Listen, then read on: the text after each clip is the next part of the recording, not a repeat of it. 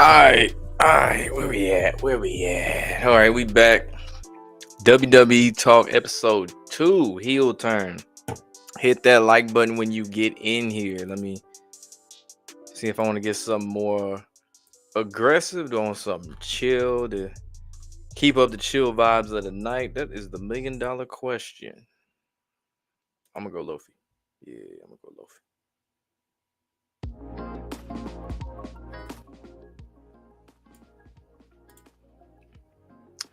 Alright, we gonna get into it today. Monday Night Raw ended with Sami Zayn kicking Seth Rollins as Seth was having a match with Drew McIntyre. Obviously, it didn't end too well because Sami Zayn ended up looking like he betrayed Seth Rollins. They've had their run-ins in the past, which we'll get into.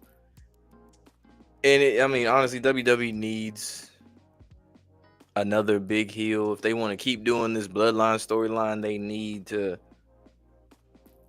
change it up or something. They already did it with the Ula Fala going back to Roman Reigns, the OG Bloodline versus the new Bloodline.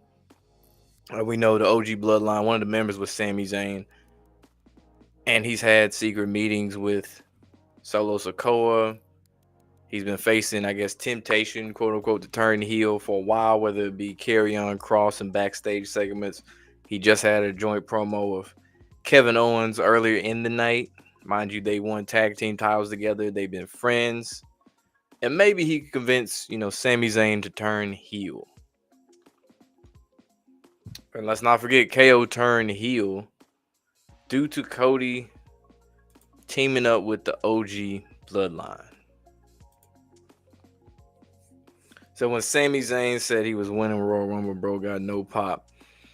No, he didn't. Nobody truly believes he gonna win it. He been a mid-carder for the most part. What's good, Alex Word, dude? What's up with you? But he's been a mid-carder, man, for the most part. Only titles he has as singles was, he is a 4-time, Intercontinental Champion, a 1-time NXT champion, and then of course he won tag titles on Raw and SmackDown. So it's not like, he's always in the main event or anything. He's been in it before, but never got that true push to go over the top. And the man's 40 years old, so clock's ticking. At some point, the clock is ticking. Going back to the Bloodline, Drew McIntyre, he hates the Bloodline. It's an obsession at this point. It's always something about, I can't stand the Bloodline. Every time it's something about the Bloodline he don't like. He just jumping random people because he just can't stand the Bloodline. It's kind of a shittily thrown together story too. Even the way Sami and Drew's match happened at Saturday Night Main Event, it felt very, a lot of those matches, they felt rushed. Like you just have Drew jump somebody and then Sami Zayn confronts him, and then it's like you did this in a 2 to 3 week span to put this together. Put it together 2 to 3 week span. When other feuds, they'll let that last for months. Some of them, they go on way too long. And more times not, a lot of Sammy's segments, really, if it's not a match, a mid-card match or whatever it may be, it's either him getting jumped. We've seen that a lot. Obviously promos, or he's facing the temptation to turn heel. A couple weeks earlier, Seth actually beat him with a cheeky roll-up on Monday Night Raw. I think it was the main event, just like the one that we recently saw. And it's kind of like, you can see, like, I guess Sami got his get back in a way, even though it was, scripted to be an accident. It wouldn't be Sammy's first heel run either. He had a heel theme that was like a conspiracy theorist. I think it was probably about like 3 years ago or so.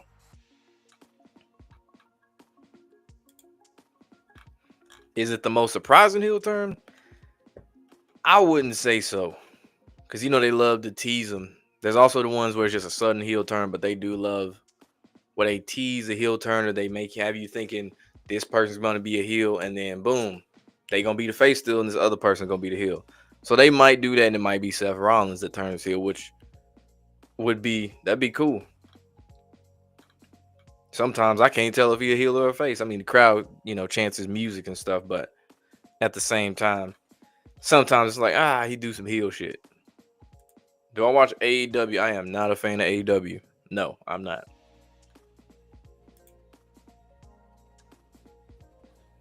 Jacob Fatu forms his own bloodline and Solo rejoins the OG bloodline. Who do I think will be part of Jacob Fatu's bloodline? So,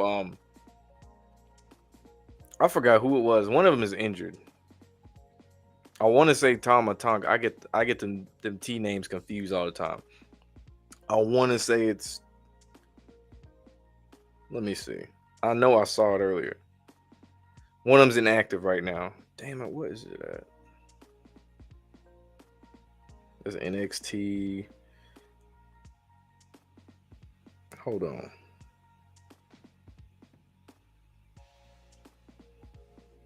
Cannot think of dude's name. It's slipping my mind right now. I cannot. Tonga Loa. I don't know why I said Tama Tonga. Tonga Loa. That's the one that's out right now. Tama Tonga is the one that's with him right now. Oh, that's a good question. It would be a huge twist if they did have Sami Zayn join that bloodline. I doubt that happens, but that'd be a huge twist, huge plot twist. And honestly, that story, I don't know what they're gonna do, because from what I heard, they kind of scrapped some future plans they have for Solo, and that's why we saw what we saw, where he went out there and didn't say anything, because they're just trying to buy time to figure out what's the next move in the storyline. Because it's like, you got the Uwafala back, so what now? What's the worst match I ever seen?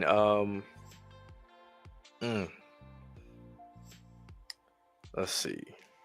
Worst match, because like the first thing I think of is like a women's match. That's the first thing I think of as far as the worst match. But Cena versus Taker, the most recent one, because it's more so the hype. It's like the hype between these two big name superstars, and you gave us like a 3-minute match in WrestleMania with, again, John Cena and the Undertaker. Said too many Simones. The announcers are awful, and WWE always lies pretending it's the best it's ever been. It's not. They got a lot more sponsors and a lot more money, but quality of the product, no, it hasn't. That 20 years ago, they didn't have to tell you it was the best it's ever been. Yeah, like in the past, it felt like it was a real brawl when they was scrapping and stuff. Some people could sell it better than others, but a lot of the time now, a lot of these newer guys can't really sell it the same way. Anytime Karrion Kross feuds with somebody, they turn heel eventually. Yeah, that's kind of how, the Miz, he turned on R-Truth. And earlier it was Karrion Kross kept talking to him. They kept having these segments. And eventually Karrion Kross and his crew started getting involved. And now you see the Miz with Karrion Kross. The Bloodline slowly turned into late NWO for you. Should have ended when Cody beat Roman. Nah, because you got to remember, when they brought in the new one, they had to wrap that up some way. And that would be the Uwafala coming back to Roman. The only thing I would change is like every week is predictable that the new bloodline would jump somebody, and they would be ruining matches that didn't need them to jump in to ruin. It's just like just let the match end normally. It would have been solid, but then all of a sudden you got them jumping in different matches and stuff.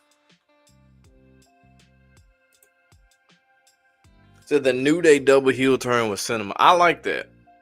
It was interesting because it wasn't like your typical they gonna jump the dude. Xavier and Kofi didn't jump Biggie or nothing like that. They just kind of was like, go, told that nigga, you out. We kicked you out. And they finally had a match as heels. That's what I was waiting for. It's like every week we would see them walk out, get booed, try to say something, then have a segment with, say, Jey Uso, whoever it may be, or a backstage segment with Rey Mysterio, Kevin Owens, whoever, just nobody rocking with him. But to finally see him in a match, it's like now we finally get to see more of the heel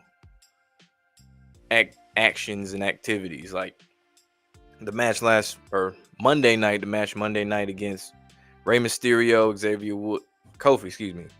Xavier Woods got involved. And then Kofi ended up losing, and then Xavier and Kofi, they ended up jumping Rey Mysterio before the LWO came in there. Then it seemed like the New Day had left. They went in the crowd, then they circled back around, spun the block on them, and then jumped the other LWO members before they, walked back. But yeah, I want to see what they have planned for that. Because they've been babyface for so long, but what do they have planned? I know I've heard some people say Big E could come back. I don't know if that's true or not, but where are they going to go with this storyline? Because they get so much heat, it's stupid to let that go to waste. Think The Rock could end up being in charge of Fatu's bloodline since they want to do Rock versus Roman. On Raw, the debut of Netflix, I was thinking when The Rock was giving the follow to Roman, I was thinking, Rock finna hit him with something. But nah, Rock didn't do nothing.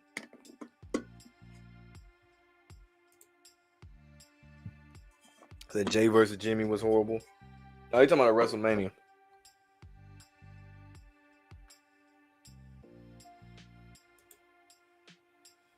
Bloodline has gone longer than NWO. It's annoying. I don't mind the Bloodline. It's just I didn't like how it hampered, or is the word hindered? That's the word, hindered. Jey Uso, main event Jey Uso, and Jimmy, because it's like you got Roman up here, and it's like you his lackey, basically. Which it helped that Roman was away, so it gave more shine to Jey that Jimmy was away. So Jey got more of a push. He won the Intercontinental title, held it for like a month. Should have been longer than that, but he held it for a month. And now he's challenging Gunther for a heavyweight championship at a Saturday night main event. So that'll be interesting to see. I doubt he wins. I'd be super surprised if they did. But in all seriousness, they need to take that belt off Gunther. That dude is so boring to watch. What do I think of Jade Cargill? I have no emotions toward her whatsoever. I don't know. Most of these women wrestlers, I really could care less about. Like, seriously, there's a few. I'm like, okay, I might actually go out my way to watch, but most of them are not actually wrestling right now. Like I've said in the past, the most I'm gonna do is watch their entrance and change the channel and go to something else until they come back. But no, SmackDown had a main event last Friday, women's match, and I was like, the crowd was dead. Most importantly, the crowd was dead.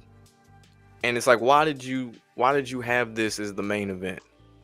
Damn well this shouldn't have been the main. This should have been like the second match on the slate, maybe the second to last match, but should not have been it.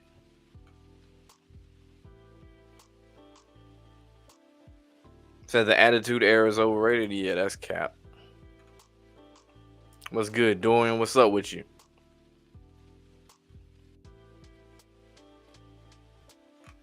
But the Attitude Era was not overrated, bro. You tripping. It generates a lot more revenue now than WWE does, for sure.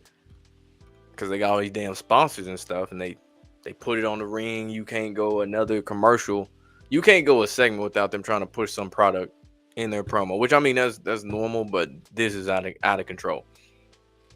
But no, the product is not the best it's ever been. Ruthless Aggression was better. but you don't think it's better than the current era. Maybe recency bias. Yeah, this current era ain't got shit on either of those eras, bro. Penta, yeah.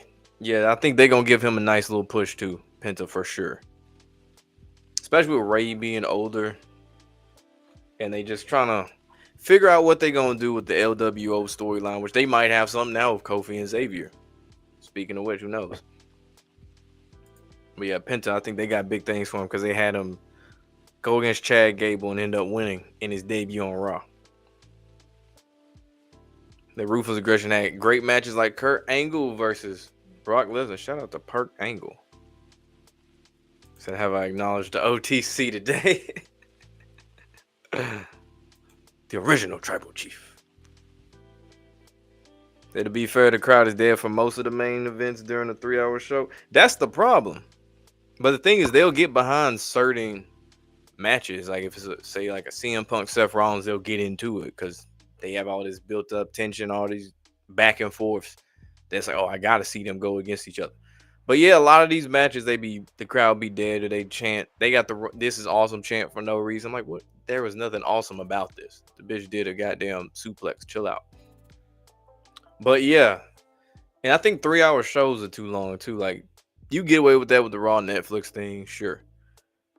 But even then, the debut, there was 4 matches in 3 hours. I'm gonna say it again: 4 matches in 3 hours. That should not be a thing. Think about a pay-per-view, how many matches they can get in a 3-hour time span. Why can't we do that for an episode of Monday Night Raw or SmackDown? Actually SmackDown got more matches. But why? Make it make sense. And then for SmackDown, they don't have enough people on their roster for really worth watching to have that shit 3 hours. I thought it was cool at first, and then I watched it last Friday. I was like, oh, hell no. This ain't it. I was getting fatigued after the 1.5 hour mark. I'm like, damn, this shit is tough. Because mostly all you see is Cody Rhodes talking to Nick Aldis. You see him and Kevin Owens. They got some little thing going on. They going to fight each other. One going to come out and fight the other if they in a match or if they cutting a promo. It's too predictable. They got the same combination of tag team matches, the same combination of women's matches. Raw and SmackDown got that problem. Yeah, it's just like, bro, cut that shit to 2 hours. Oh, I don't even think I read this. You hate the WWE stages on now. It's more bland than the Attitude Era. Yeah, they had like a character to them. Like the fist for SmackDown. You remember the fist for SmackDown. And then you had the little metal. I don't know what this shit called. What is it? Not Diamond Blaze. Like the metal screws, whatever, all that shit from Monday Night Raw. Yeah, it was cool. It gave it its own feel, but now it's all damn near the same thing. What it is now doesn't really bother me, but those stages gave each show a different feel. That's how it feels like NXT to own. They got its own different feel because it's in a smaller arena. So back in the day, you used to be scared of the Undertaker because of the way he used to roll his eyes and walk to the ring in all black. I used to think that was impossible to do the eye roll thing until I realized that shit's actually easy as hell to do. I'm amazed his eyes never got stuck that way doing it. Said WWE stages on from 2002 to 2007 plus intros and pay-per-view songs were Yeah, I mean they still do like the PLE songs and stuff, but it don't hit the same.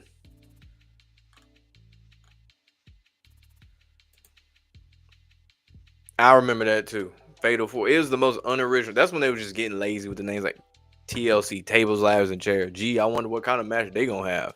Extreme Rules. Gee, I wonder what the match gonna be for that. Fatal 4, Hell in a Cell. Yeah, that's when they just started naming shit after matches. War Games. Like, you know what I'm saying? They just got lazy with it. They need to take the strap off Cardi. I agree, bro. I agree. If this dude is such a workhorse, why in the world does he seemingly only have a match once or twice a month on TV? I remember when Cena had the belt, this man was wrestling main events on Raw, sometimes on SmackDown, all the time, week in and week out. He really was a workhorse. Cody, we see segments. He in the office talking to Nick Aldis, that's it. Or he cuts a promo and mentions Kevin Owens, or Kevin Owens says something about him and he pops out. But as far as a match, This the so-called workhorse. How? You think SmackDown last week was such a snooze fest because they're just trying to get to Saturday Night Main Event and Royal Rumble? Yeah. I'm mad they kind of brought back Saturday Night Main Event. Like, I get the nostalgia thing, but it ain't the same. A lot of these matches, or people, you could tell they just threw them together. It's like, damn, you might as well just bring back WWE superstars if you want to just throw shit together. And then, people got to have their segments. Like, they got announced they making the Royal Rumble and other people interrupt. They going to do this for the next however many weeks. I think it's only 2 weeks before Royal Rumble, but for the next few weeks. We need AJ Styles back. Heard that TNA is actually good again. I know Dolph Ziggler, Nick Nemeth, Dolph Ziggler. I know he the champion there. I do know that. So it's better than AEW. That ain't saying much if it's better than AEW. AEW can't get out their own way. Remember when Undertaker used to ride on the American Badass on a motorcycle back in 03? And now, whenever he makes his appearances, that's the one that they do. Because they brought that back. The Taker with the motorcycle, I think in 2020. When they kind of just said, we going away with the dead man. Which it made sense because he was on his way out. He's retired. And, I mean, the dude got a podcast now. So we see him talking like a regular person. So it kind of killed that mystique behind the Undertaker. Now it's like, now we hearing backstage stories that you were telling, or stories from the past that we ain't never heard about with different wrestlers. So it made sense they switched from the dead man to that, because it's hard to get drawn into that character now. A little bit harder, should I say, when it's like, nigga, I just saw you on the podcast yesterday laughing it up, and now you coming out here with the black hat and the trench coat, rolling your eyes. It don't hit the same. At least it wouldn't today. Capital Punishment was a good name. Unforgiven, Judgment Day, Backlash. I like Great American Bash. That's a little too wordy, but yeah, they need names like that. Saturday Night Main Event reminds you of Velocity during the Ruthless Aggression era. Yeah. I feel like they just took the, like I mentioned before, WWE Superstars, or WWE Main Event. They took that, extended like the length of it, and just used people that are not just mid cards. That's what I feel like they did with that. It's like, oh, we just need some matches to throw together for a PLE so people can, pay for streaming and shit. Oh, let's get Jacob Fatu against Braun Strowman. Like, what? Nobody's asking for that match. Nobody's asking to see Braun Strowman versus Jacob Fatu. No Mercy was a good pay-per-view name, exactly. Give credit for AEW for their pay-per-view names. That's true. They do have some good-ass names.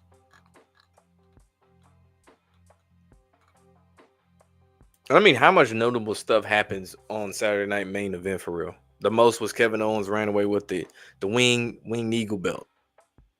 And, kayfabe hospitalized Cody Rhodes and injured him.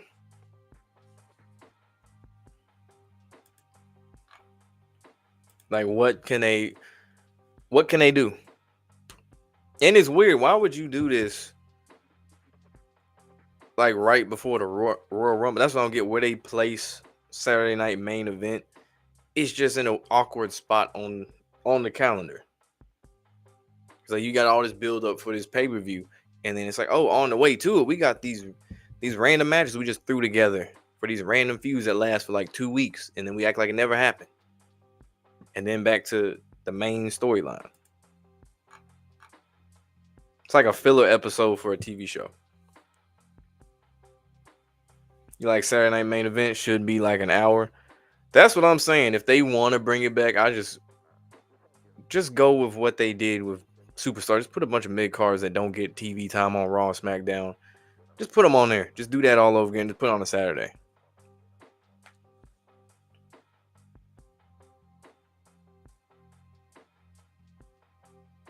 This nigga tripping. I don't know what that man on me. If he gonna get up out of there, I do know that. But yeah, this episode back to what it was, heel turn.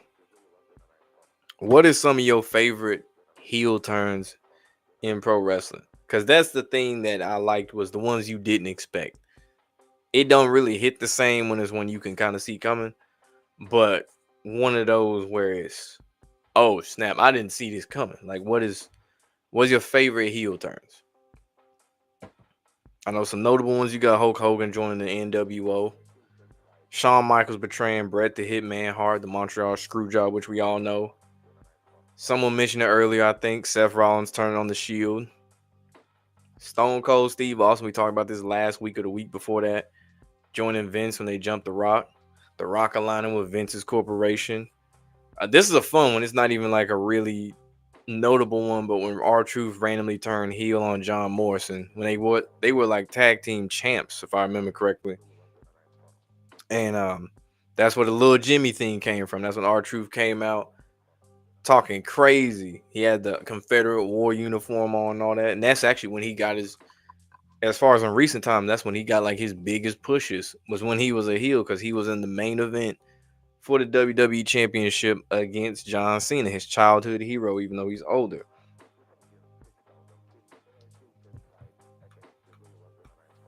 And it was unexpected.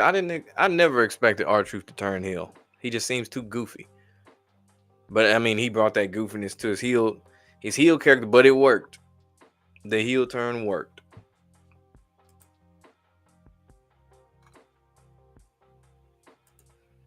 Cyber Sunday, Taboo Tuesday. That's some names I ain't heard of in a minute. Before I get to these heels, I know y'all mentioned some. What are my thoughts on the writers Baron Drew McIntyre? Is dumb as hell. This man is in his prime and they wasting it with him going in it with Sami Zayn. I forgot who else. The super long CM Punk feud over the break. That's a stupid thing to actually feud over when you really think about it. Sure, the match was all cool and all, but the feud, so that's a stupid reason, to be honest. I know more to it, but still. But it's just like, put this man in the goddamn heavyweight championship match, man. Stop bullshitting. Wasting this man's prime. It's not like he ain't been there before. Seth turned on the Shield. He said best was The Rock joining the corporation at Survivor Series 98.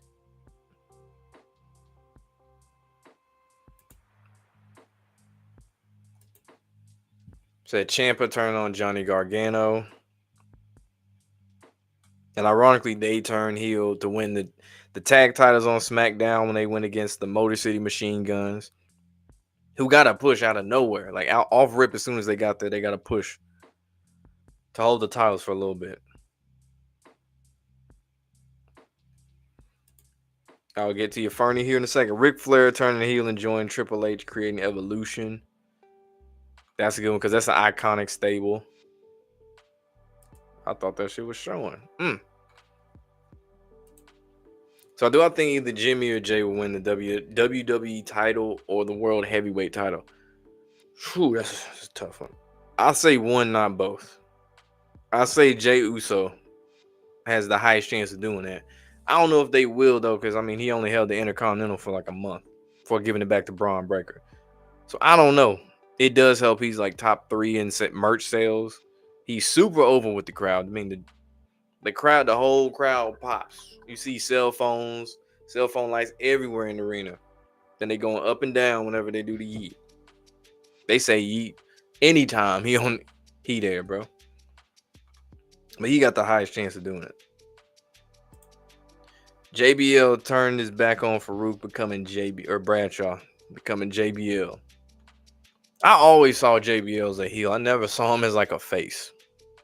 He just got that look like someone I can't stand.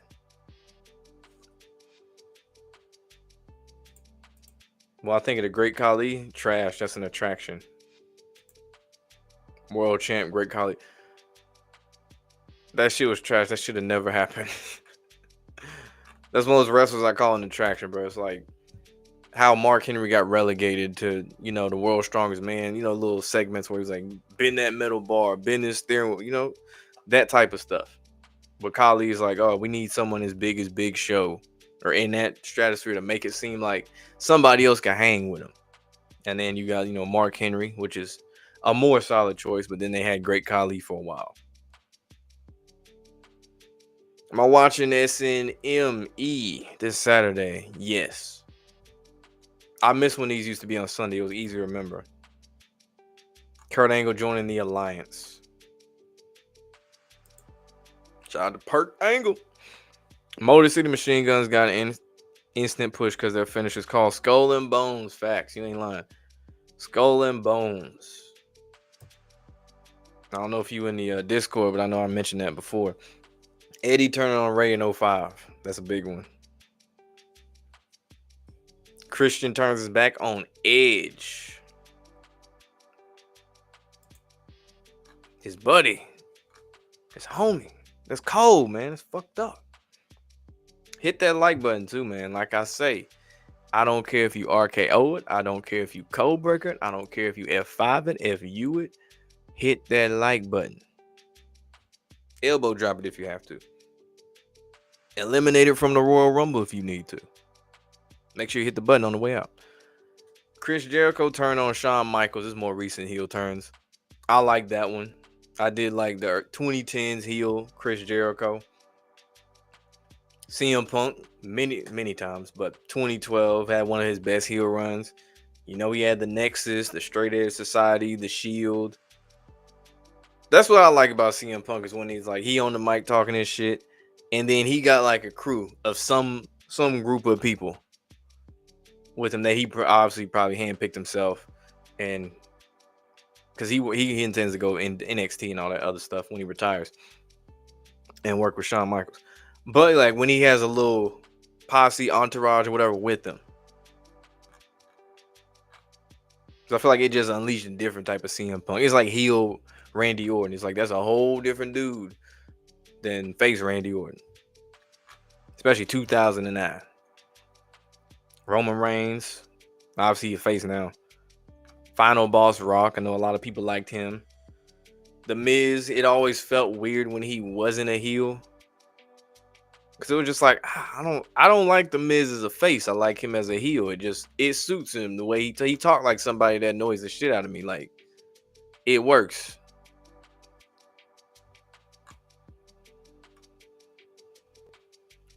Yeah, I already said Randy. Oh and shit, I can't forget when Randy Orton turned on Edge a few years ago when he said we should restart Rated RKO. Then he had the chair around Edge's neck and everything like that, and he sat on the turnbuckles. It was like a little bit of Menace Orton just sat there and just looked at him as you know Edge's hand is shaking and he twitching and all this other stuff. Hold on, you said you tried to join the Discord, but it says link is. I got you, dog. Hold up, we'll rectify that right now. Cause I'll put it in the chat. Triple H turned his back on HBK 2002. Hold on. Discord.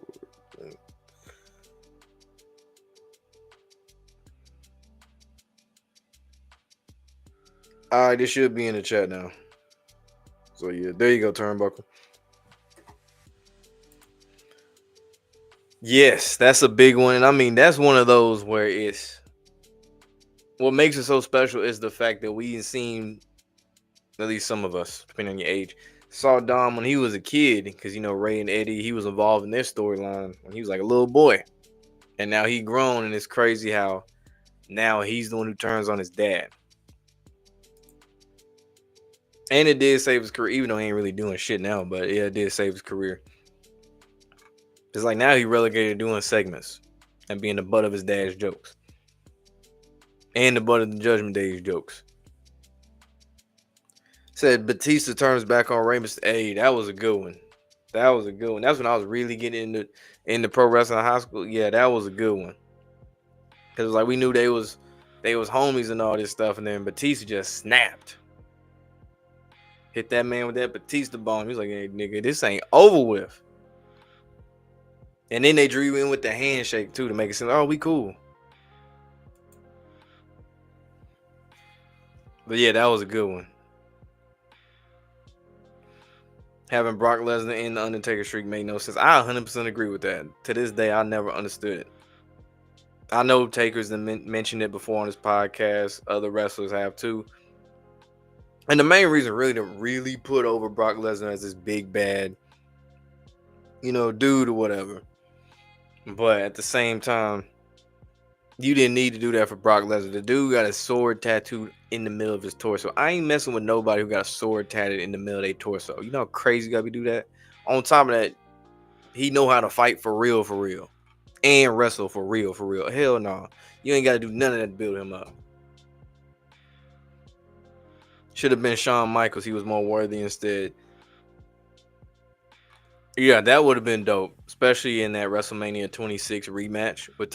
That would have been dope if he ended the streak, but nah, they need to find a way so Shawn Michaels could retire. So I get it. I know B-Fire, he's big on wrestling. He don't really watch a lot of like the newest stuff, but you talking about older wrestling, whether it be Attitude Era, Ruthless Aggression, even before like Hulk Hogan days. Yeah, man. We chopped it up for like a whole hour talking about wrestling after the show last Thursday. Other two, not so much. I know Derek's in the UFC. That's his thing.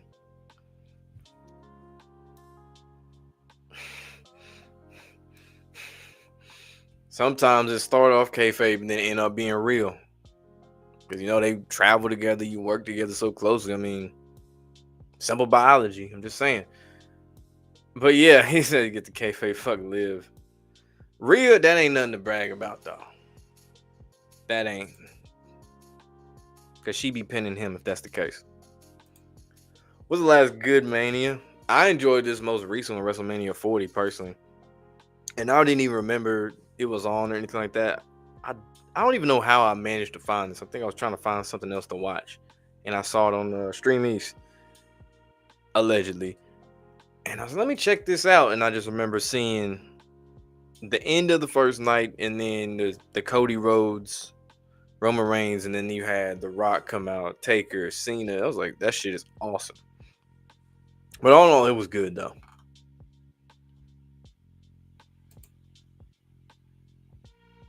Randy should be Cena's last Mania opponent. I agree. They shouldn't waste it on nobody like Gunther or who else said they wanted to go against Cena for the last match. I know CM Punk mentioned it.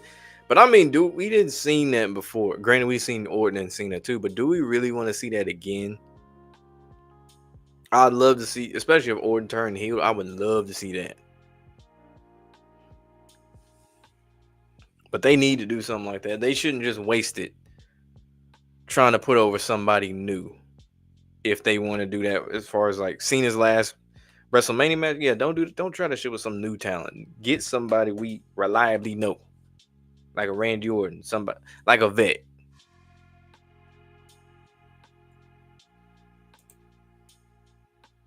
'24 was the last good one to you. 28. I'll say my favorite would probably be, I guess, a recent WrestleMania, using that loosely. 20. I like 26 though. I ain't gonna lie, because that was like the first Mania where Orton was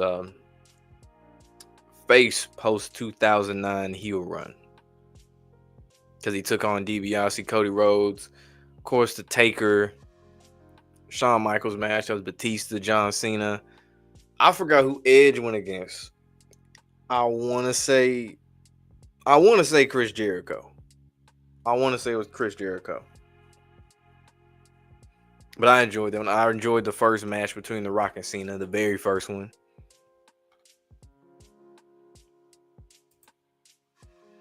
Man, hell no. They better not do that. I don't want to see that. I get it, the two faces of the company. Nah, fuck that. Cody Rhodes matches ain't even that fucking good, bro.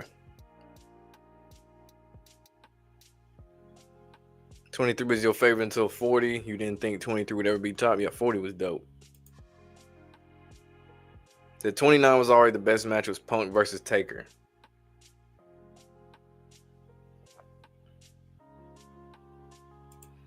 '28 had once in a lifetime and end of an era.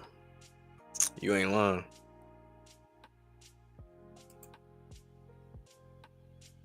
Bro, they pushed that song Invisible so heavy. Because you kept hearing that song for Raw for like 2 months. It felt like that Invincible song. Because I was in high school when it happened. That was back when MP3s, you don't know what those are, some of you young people. MP3s, and I actually went and downloaded that song because I listened to MGK mixtapes and all that stuff before he went on this weird paint his nails, pop rock shit.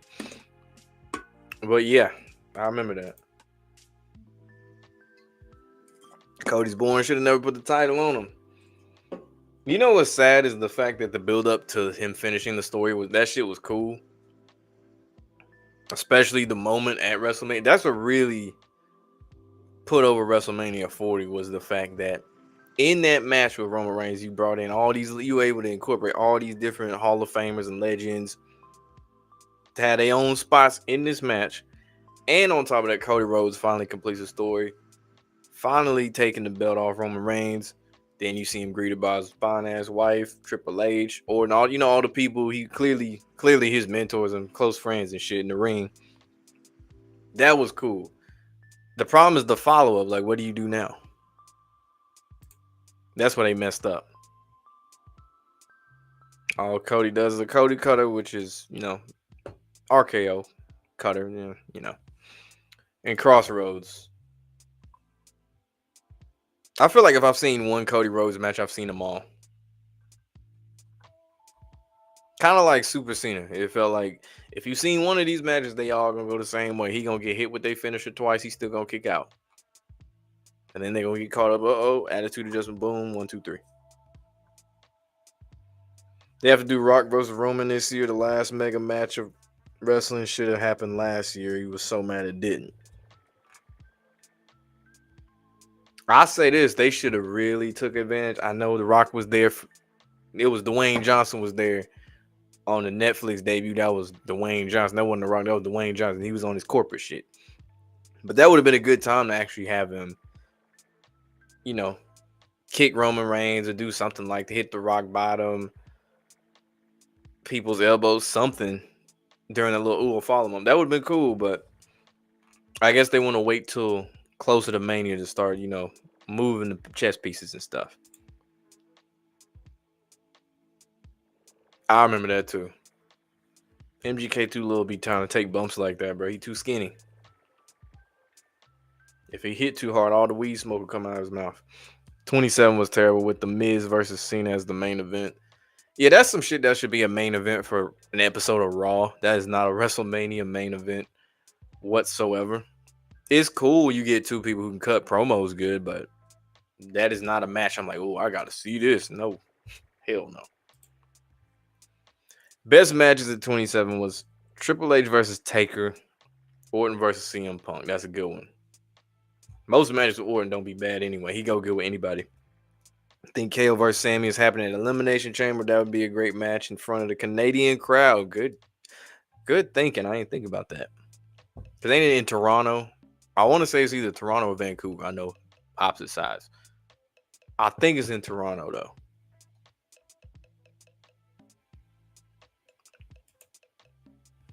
So they'll never do a 1-year build for Rock and Roman like they did with Cena and The Rock. Yeah, I mean, it's funny. The Rock's movies flop now, so he realistically should have more time. But when he was doing the shit with Cena, he also didn't have that high position at WWE like he does now. But I think it would eventually get stale if they did a year build up, depending on how frequently they show The Rock. As far as that Roman thing goes, because if it was a thing where we saw The Rock every week for a whole year, that shit would get stale pretty quick. It wouldn't be as impactful when he does show up.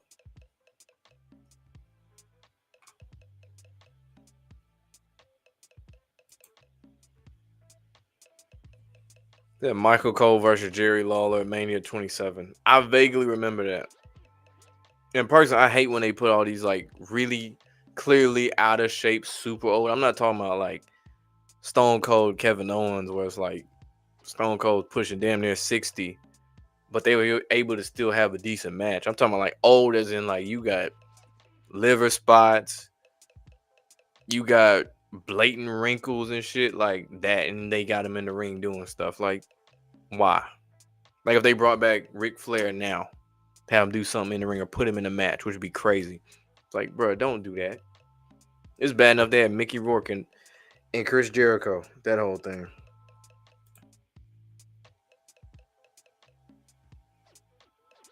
That Josh Allen could be the Cody Rhodes of football if he beats Mahomes this Sunday, which Mahomes is like Roman Reigns of football. And he's called the Tribal Chief. Interesting. What are my thoughts on Jacob Fatu? That's a real street nick. No, I'm playing. But Jacob Fatu, there's not much I can go off of for real besides the fact that he wasn't talking until he picked up the mic on Friday. He was just an enforcer. I mean, he can do some cool shit in the ring at 300 something pounds doing flips off the ropes. That's impressive.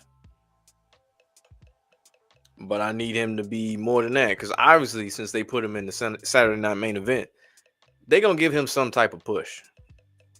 Because mind you, he cut that promo, not Solo, because Solo walked off. But I don't know. I need to see more from him though. You heard the possibility of Dwayne Johnson becoming the Democratic candidate, and even had President Rock in it. WWE 2K. What's that show? Young Rock. If you watch the show Young Rock, I think it's on Peacock, NBC. I need to check. They got new episodes now. Think about it. But on that show, it is basically The Rock telling stories of the past from when he was a little kid growing up, teenager, playing in Miami in football, first getting into wrestling, all that stuff. In the time period that is happening from, I forgot the exact year, but The Rock just so happens to be president of the United States in that show. I want to say it was like 2030 or something like that. It was like 2030 and The Rock was president. So, something to think about. If the acting shit don't work out for The Rock, or it isn't working out anymore, he could always do that. Get into politics. Work for Jesse Ventura. Triple H beat Undertaker so bad at Mania 27 he couldn't even walk on his own 2 feet. Taker had to be carried to the locker room, and he still won the match. Yeah, the show must go on. Did they really hooked everyone with this Cena farewell tour? Only showed up for Netflix and dip. I don't know why people thought he was really finna show up full time. Like, this man busy as hell. They filming. I think they still filming Peacemaker too. This man a movie star now. He got a much busier schedule. It's not just him doing WWE promo like when he was the real workhorse of the company. No. Why would you? I don't know why anyone would expect him to be there every single Monday when they go city to city. Like, he got other shit to do. And he not at that same old age same younger age where his body could keep doing that all the time, week in and week out. Yeah, I heard that too.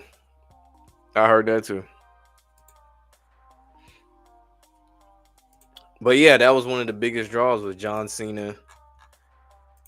More importantly, coming to Monday Night Raw to address the people, talk about, this is my final year, all that other shit, and do his promo for the Royal Rumble. Says Cena scheduled for 38 dates. Interesting.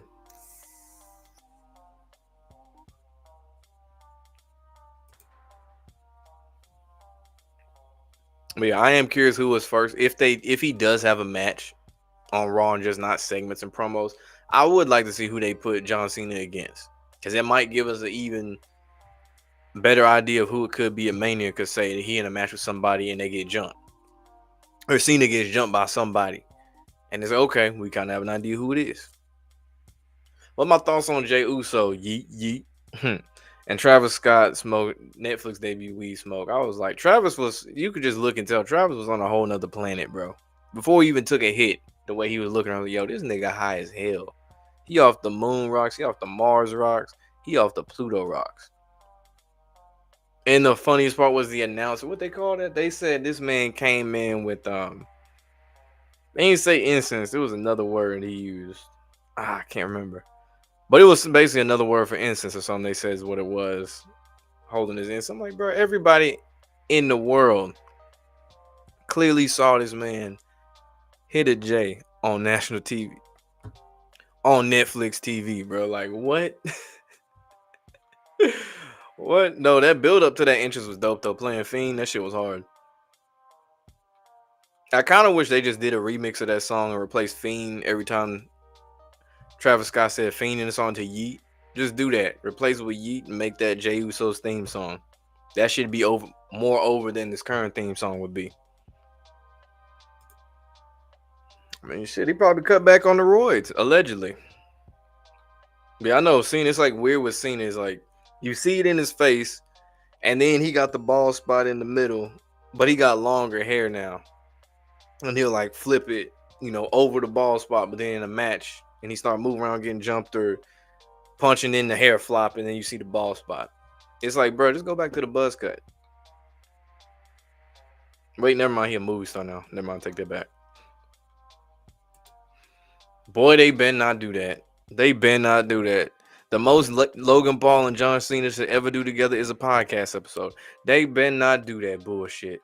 And that's like, I'm gonna say this: Logan Paul, like in ring talent, bro. That nigga skilled as hell. That spot he did against LA Knight at SummerSlam, that shit was amazing. I rewatched that shit like 20 fucking times back to back. I was like, hold up, what did I just see? And hearing the backstory how he had the ref put a towel on his armpit and dry the rope so his foot wouldn't slip. That shit was crazy, bro. I was like, damn. But no, in ring, Logan Paul's got it. He got charisma. People hate him in real life too, so that helps. But he shouldn't be seen his last match. Fuck no. Hell no. That's crazy as hell. They better not do that shit. But everybody shitting on Hogan. Yeah, he's the most talked about thing in wrestling because people like negativity. And it's easy to talk about negativity when it's somebody that's name is going to trend regardless of what they do. Stupid. Whether it be Drake, Hulk Hogan, LeBron James, Diddy. Who's someone that... Dave Chappelle. A lot of his shit ain't stupid, but someone that they pick and choose to try to hate on. Dave Chappelle, Kyrie Irving. Like, certain people, just the name alone is all you need. And it'll draw Rick Trump. Just say the name and it'll elicit some emotional response. That's why. Like Hulk Hogan, he done so much slime ball ass shit. There's a documentary on YouTube. I forgot who made it. Shout out to whoever it is. It's like 20 something minutes long, just all the scumbag stuff that Hulk Hogan and lied about, said in his past. And I was amazed. I was like, damn, this man lied more than LeBron James. Like it's crazy. This man said he could have been in Metallica, and I was like, bro, if you don't stop lying. That's why. And then it's funny, the thing he should have lied about, he told the truth on when he admitted to being racist. Make that make sense. How you lie about all this other shit, but then when it comes time to actually lie about something, you say, yeah, I am racist. Like, are you stupid? The Roy's, yeah, they didn't go to your brain. I can tell you that. Sage, that's what they said Travis Scott has. Sage. I was like, the fuck? Sage? Okay. He said hype for Jey Uso same since changed the Squid Games. Yeah, that is one of the first things. If I missed the episode of Raw or SmackDown, the first thing I'm looking for is Jey Uso in it? Is the New Day doing some heel shit that's actually in ring? Is Bron? Well, Bron. That's another thing too about Bron Breakker. But yeah, that's the first person I look for a recap because Randy Orton out right now. What's Jey Uso doing? Shit, what's Jimmy do? What are the Usos doing?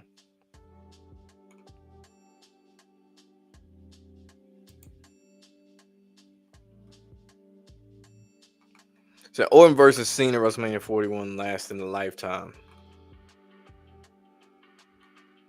It was Bron Breakker. I was just saying that's another one they've been wasting. I ain't gonna say potential, but they just wasting his appearances on Raw.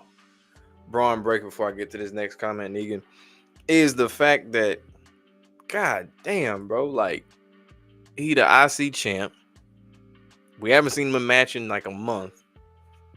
We'll see him at ringside for Raw, which is stupid. Why you got wrestlers sitting at ringside like fans, bro? That shit look dumb as hell. Like that shit cool in the NBA when you see other rappers and actors at courtside. That's normal. It's expected.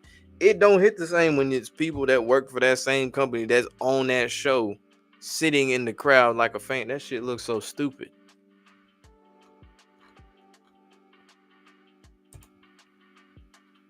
But yeah, what they gonna do with Bron Breakker? Because it's like they've been teasing him and Sheamus gonna be going at it for the IC belt. The crowd only come to yeet, and then it's born the entire next 2 hours. Yeah, they be yeeting like a mug too. So we all sick of Cena. I got over with Cena because he ain't full time no more. It's not Super Cena anymore. So especially talking about Logan Paul, that springboard clothesline against Ricochet. I know that had to hurt like hell. That's crazy. That is insane, bro. Just imagine something like, all right, bro, in this one spot, you gonna jump off of this end of the rope. Ricochet gonna jump off this end.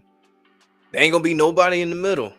But y'all just gonna make contact, hit hard as hell, and take one of the hardest bumps you can.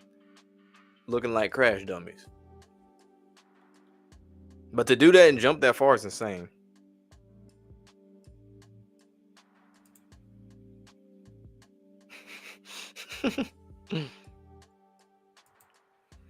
They want to see Stone Cold again before that past Tom Hogan. What? Said Triple H will never push Breakker. He's a Steiner, and Triple H hates the Steiners. I think they eventually will, bro. Like that'd be one of the biggest mistakes that the WWE can make in the future is not pushing Bron Breakker. He got everything. He got the look, charisma. Obviously they put a belt on him so they see something in the dude. Good on promos, like in-ring. What is there not to push? Like he'd be a great heel. Obviously he ain't gonna talk like his uncle. He ain't gonna talk like his uncle, and he get canceled if he talk like his uncle, bro. His uncle said some super wild shit back in the day. That shit funny as hell, bro.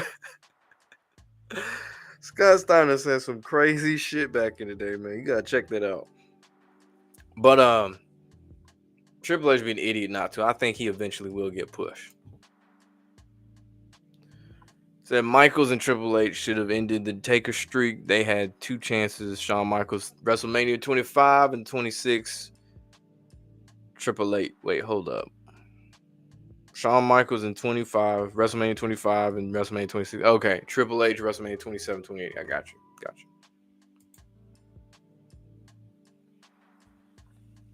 So they got so many megastars right now, it's hard to fit in room for everybody. Who's really considered a megastar, though? Because I disagree. They ain't really got that damn many that he got to be stuck in the mid-card route. Like, how many true megastars do they have? Let's see, main roster. I'd say a true megastar, even if they try to push him as a star, but like let's be real, they don't get a pop like that. Like for example, Gunther, I don't look at him like a megastar. I don't give a shit if he's a heavyweight champion. Nobody really gives a fuck about Gunther like that.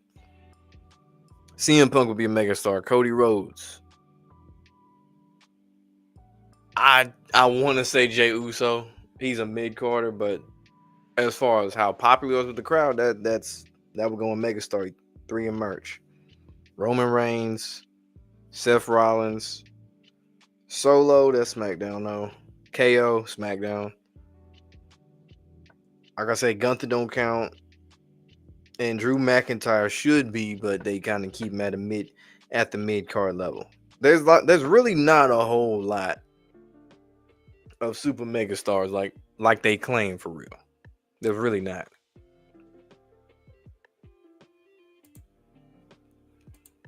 But he said they have so many megas. Yo, no. Said Braun benefit from a move to SmackDown. You know what? Yes and no. Because the thing is, you got to have him win on Raw against a lot of these names he's going against to build him up. They ain't really got nobody worth him going against to really build him up on SmackDown like that. SmackDown don't have enough faces to do that. Unless you put him in a feud like a Cody Rhodes or someone at that level to really push him. Otherwise, he just gonna be clumped in with a bunch of mid-carders again. And then we're gonna be saying, damn, man, he should go back to Raw. Get a better chance. The wrestler's supposed to be larger than life, not sitting in the crowd. Exactly. Then you got Shinsuke Nakamura sitting in the damn crowd without all the crazy makeup and stuff. Like, bro, he's supposed to be this ominous Japanese samurai ass nigga. You got him sitting in the crowd like a regular person now. Said they have no mega stars. They have, like I said, they got a few, but they don't have so many that there's an abundance of them. Like hell, they don't. But they got a few, just not as many as it used to be back in the day. Those all underdogs won the WWE title every 10 years at Mania. Who I think will win at WrestleMania 50 and 2030 is a crazy question, bro. What?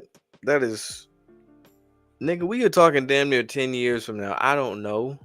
I don't know who gonna be with WWE or who gonna leave and go to AEW or some other promotion. I don't know. I can't tell you, bro. I ain't Nicodemus, man. But yeah, they really need. They need to improve their women's division. Not NXT. NXT fine. But the main roster need to improve the women's division. They need to get more. Really, they need to push more people. And then some of them they got pushed now. They need to drop that goddamn belt. Gunther. Talking about you, nigga. You need to drop that damn belt. You ain't done shit with it. All you do is cut promos and suits.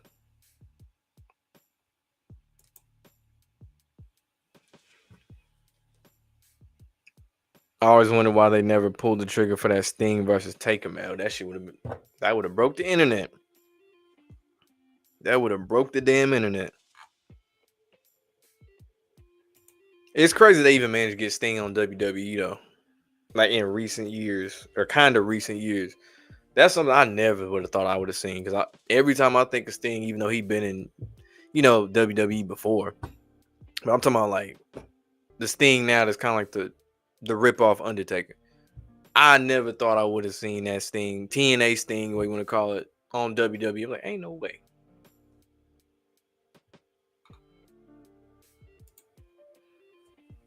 Yeah, it's gonna be the last one before I get up out. He said they need more hotter women, sex appeal draws, and the numbers. You know, it's crazy. They still got attractive women, but the biggest thing is since they wanted to go away from the Divas route, which clearly during the Divas era, it was more about looks. It was not about what you could do in the ring. It was, can you put on a bikini? Can you put on this? Do you look good?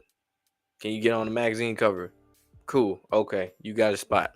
Versus now, it's like you actually got to do some shit in the ring, even though a lot of them still main roster. This should be trash, but looks wise, it's like they got some that are attractive, but then they got some. It's like, yeah, they took away the sex appeal part of the ingredient of the character equation. It's like, yeah, she can wrestle and she got some.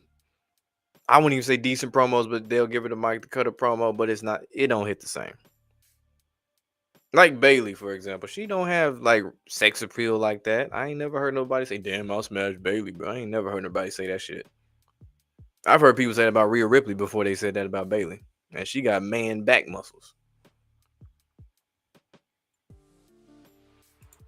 And then, of course, one of the bigger women's names is Nia Jax.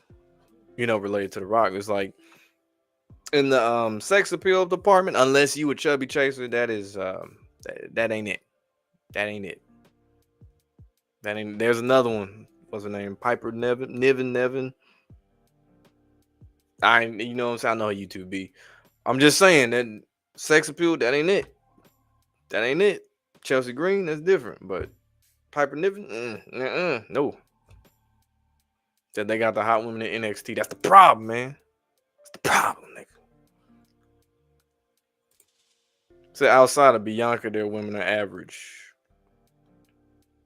I wouldn't put Bianca at the top. I mean, obviously, somebody I can tell you got a certain preference. I can tell by that answer.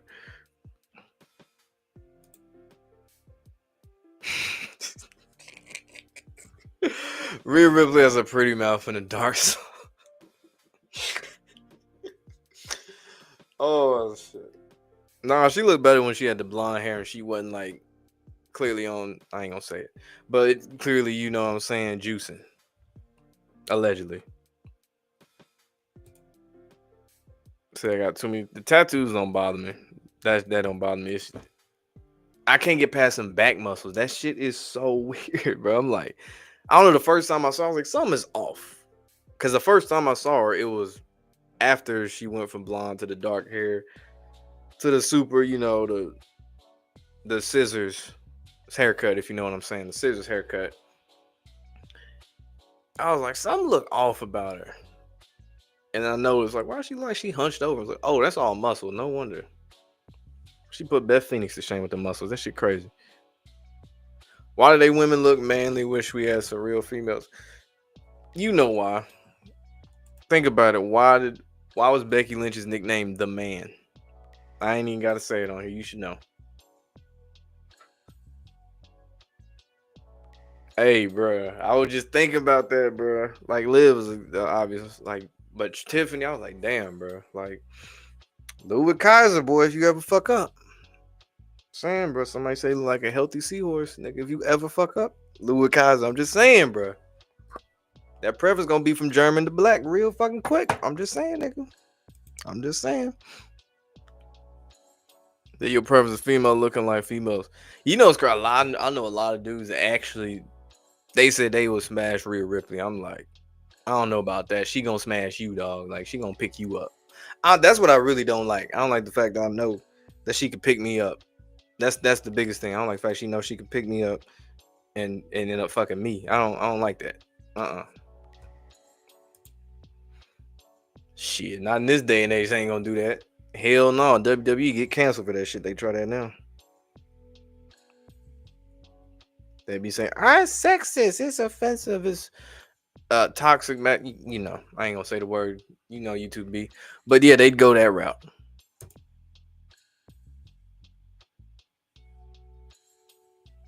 Shawn Michaels should book the main roster for women's division. I don't disagree with that.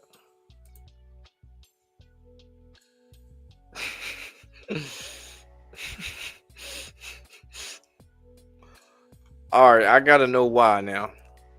That before I end the stream, now I gotta know why. What is your reasoning as to why you would smash Rhea Ripley? I gotta know, what is the appeal. What is the appeal? Is it the ass? I'll give you that, but I wouldn't go so far as to say I still smash.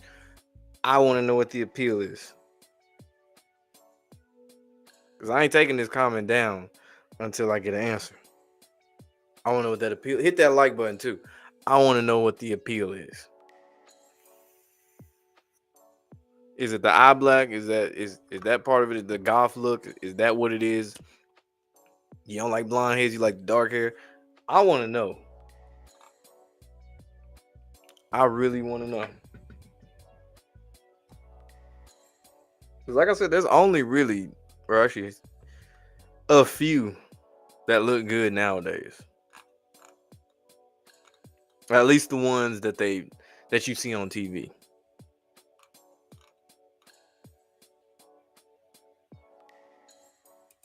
Okay, I got an answer. Yeah, that's gonna be the last comment of the night right there. He said he want to see what it's like to be a sub for once. All right, to each his own, man. To each his own, bro. We finna slide like electric up out of here. We gonna be back for rigged NFL pregame pick'em Thursday night. Stay tuned. Hit that like button on the way out, and y'all have a good night. I learned something new today.